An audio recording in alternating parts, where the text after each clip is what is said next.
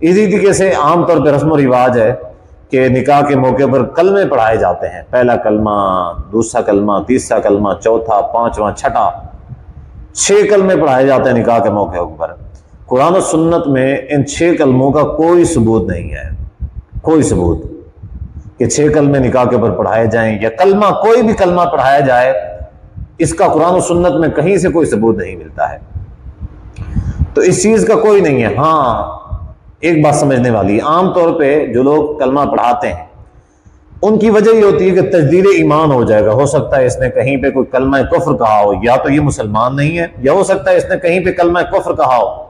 چونکہ ایک مسلمان لڑکی کا کسی کافر کے ساتھ نکاح نہیں ہو سکتا، جب نکاح نہیں ہو سکتا تو اس وجہ سے وہ احتیاطاً وہ کیا کرتے ہیں، 6 کلمے پڑھاتے ہیں بھی کہیں پہ اس نے کلمہ کفر کہا ہوگا۔ تو دیکھیں کسی حد تک بات ٹھیک بھی ہے، کسی حد تک ٹھیک نہیں بھی ہے۔ اب کلمہ کفر کسے ہو سکتا ہے کیونکہ جہالت بہت زیادہ ہے۔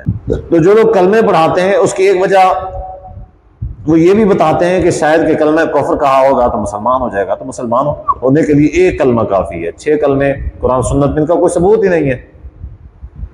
کلمہ کیا ہے؟ پہلا کلمہ اور دوسرا کلمہ ایک ہی ہے۔ یہ جو عام طور پہ کلمہ طیب اور کلمہ شہادت کہا جاتا ہے، شریعت کے اندر، اسلام کے اندر صرف ایک کلمہ ہے۔ اب وہ مجمل کلمہ طیبہ کی صورت میں ہے، لا الہ الا اللہ محمد رسول اللہ، یہ مجمل ہے۔ اسی طریقے سے مفصل کلمہ شہادت کے الفاظ جو مفصل ہیں، کلمہ ایک ہی ہے، اشہد ان لا الہ الا اللہ وحدہ لا شریک لہ واشہد ان محمدا عبدہ ورسولہ، ایک ہی کلمہ ہے، لا الہ الا اللہ محمد رسول اللہ، اللہ کے علاوہ کوئی عبادت کے کوئی الہ نہیں ہے، محمد صلی اللہ علیہ وسلم اللہ کے رسول ہیں۔